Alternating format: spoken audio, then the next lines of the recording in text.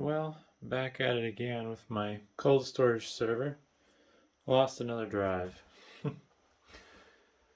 It's been interesting. Between now and the previous drive failure, I've made it almost a little over 2 months. And yeah, I don't know. I haven't decided if it's worth all the work yet or not.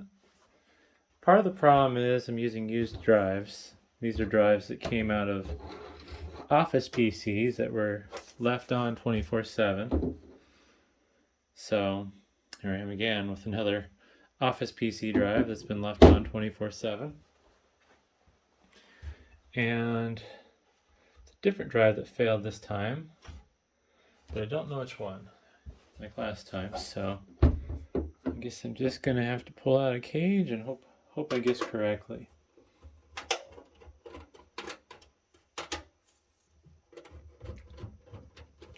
I'm not sure how I feel about using used drives for my storage array. Everything's been working fine. It's just these random drive failures are kind of annoying. And not really something I want to have to do is to constantly tear this thing apart. The whole point of this assembly was to not have to tear it apart. This is where I think I would be better off if I was using actual server hardware for this. But that kind of has its own problems. If I was using actual server hardware though, I wouldn't be trying to fight to swap these drives.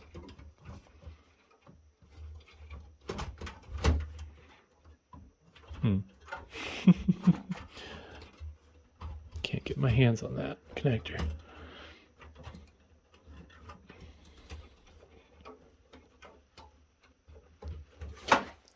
Overall, I've been pretty happy with this storage array. It's just these drive failures have been kind of a letdown. Not something a person wants to have to deal with. Oh man. I hope I got the right cage. I just remembered how annoying this was.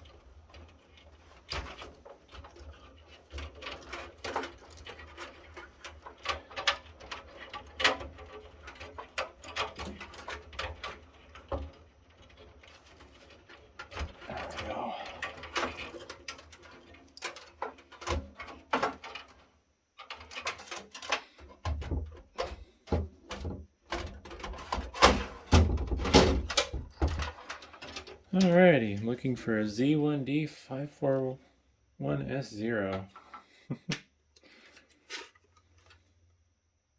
Nope.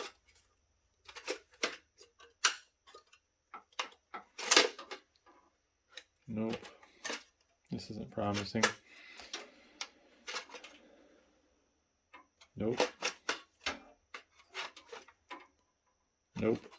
Grabbed the wrong cage. Also, I probably should be more careful. I don't know how TrueNas reacts to drives if they get put in the wrong position, but that'll be a mystery of its own.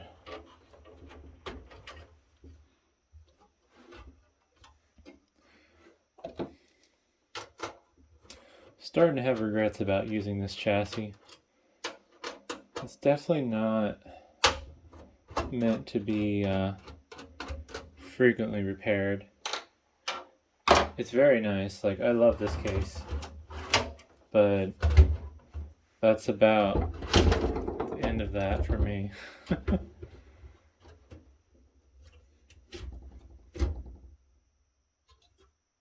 Alright, well, shame I didn't guess that one correctly. Z1D541S. Oh, this drive is bad.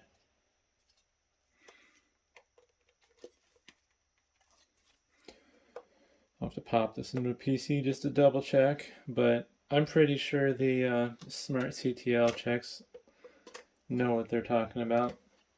The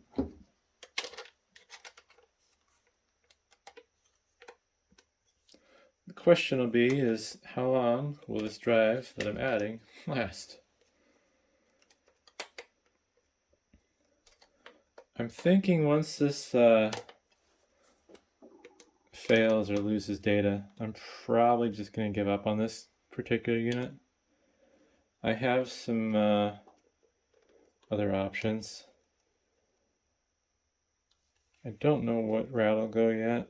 Maybe I'll go with a 12-bay R510, because then I can have internal SSD boot drive, and I can have 12 used 1 terabyte drives. But we'll see what happens. So I guess before I get this put back together completely, I'm going to see if this drive is toast. Well, the results are in, and this drive is bad. So, oops, gets the sledgehammer treatment after I throw it at my glass door.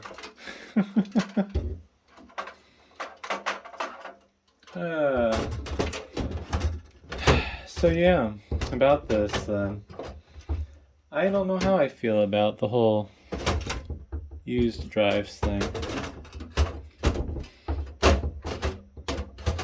I think there's 2 ways to go about it. Either you gotta be smart about it, and you want to make sure that the drives you have low runtime, good health. Otherwise, you're kind of at the mercy of whether or not the drives are going to last long or not. And in my case, they didn't last long.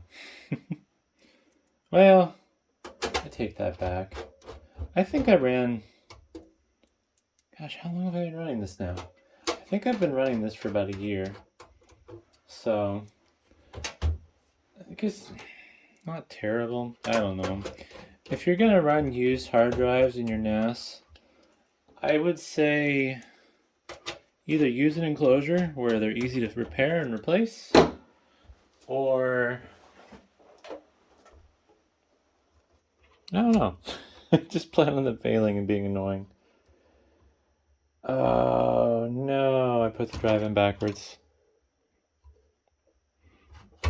Yeah, I put the drive in backwards.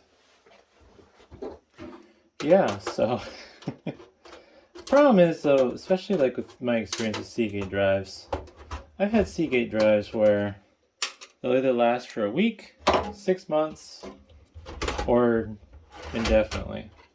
But nothing really in between.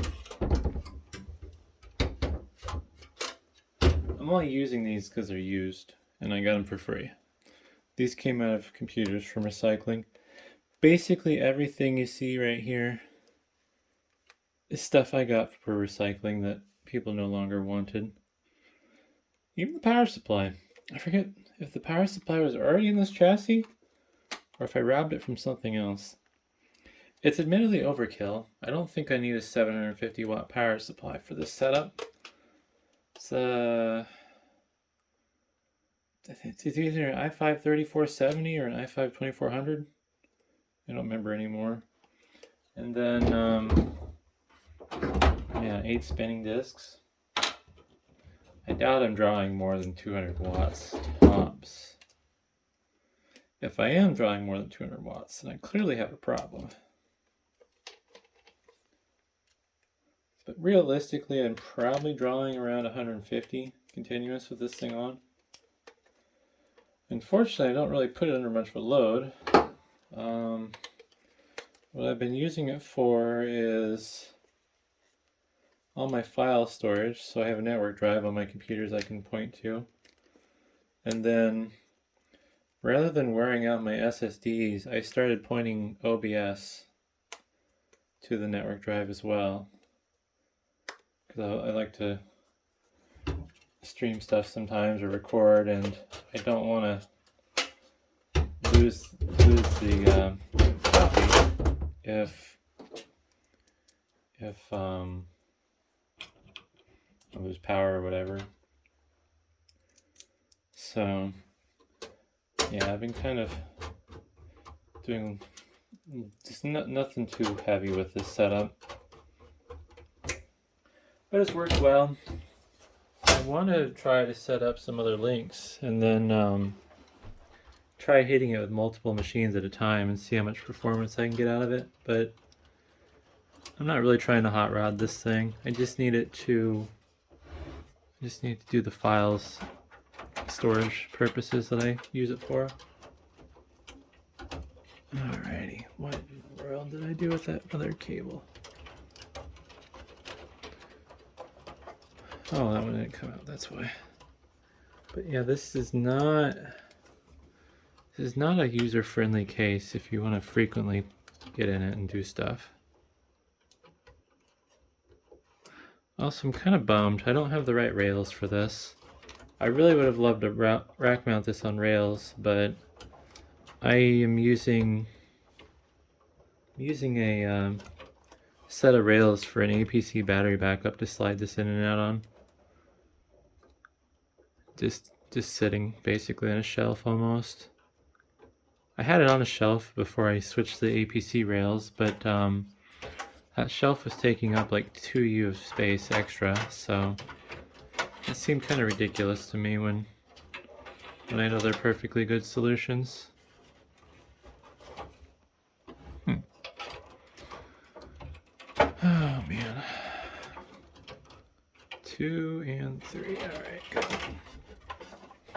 Trying to do this around the tripod's hard.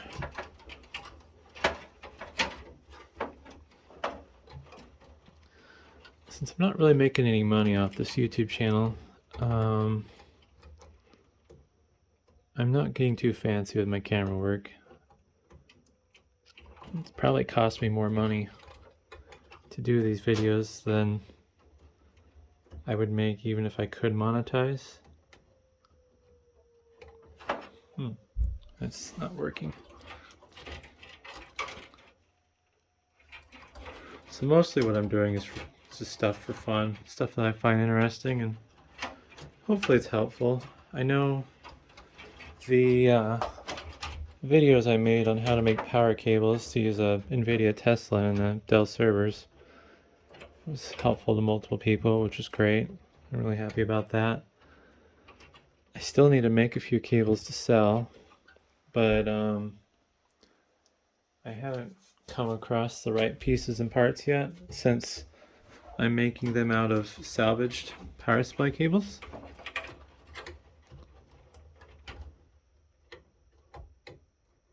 Boy, I just cannot line that up. I don't know why.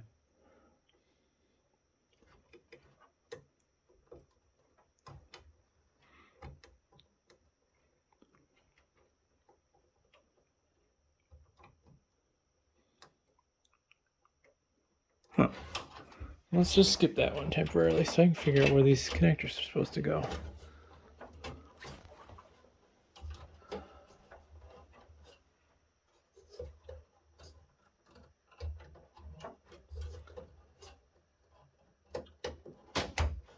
There we go.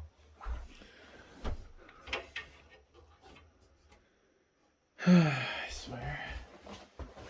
I just need to slide that out, I think. There's just not enough clearance to see what I'm doing.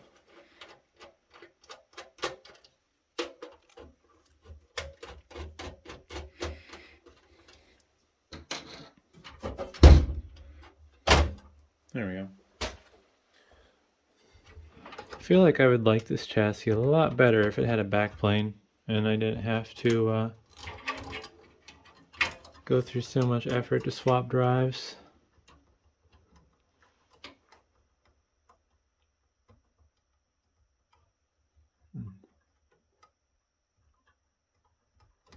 There we go. Alrighty. Yeah, but this was supposed to just be a cold storage, not an active storage array. Then that other build I call my snowball. That one is what is backing up this array. Luckily I've been staying on top of that. I don't leave the snowball running all the time though. So that can be a problem if I lose something, but I'm kind of hoping I don't have to worry about data loss. Only had a few incidents over the years. whether it be from a drive failing or me accidentally wiping a hard drive that I didn't want to. I've wiped a couple flash drives now too. That one really sucks when that happens. I don't store anything important on my flash drives. It's just I don't like losing driver files. I like having every single driver file I download available to me because sometimes manufacturers stop providing those drivers, which is annoying. You kind of get it, but at the same time, it'd be nice to have indefinite support for everything. So, yeah, hopefully that was interesting. I'm hoping to get some more life out of this. My future plans are to upgrade my primary server. I don't know how yet. I've been kind of contemplating whether I want to do a solid state storage array for my files and then use the spinning disks for backups. But I kind of need to start reading up on how to virtualize TrueNas. The forum posts I was reading previously apparently weren't the right ones because TrueNas actually does support virtualization. So we'll see how that goes, but hopefully that wasn't too boring. Thanks for watching.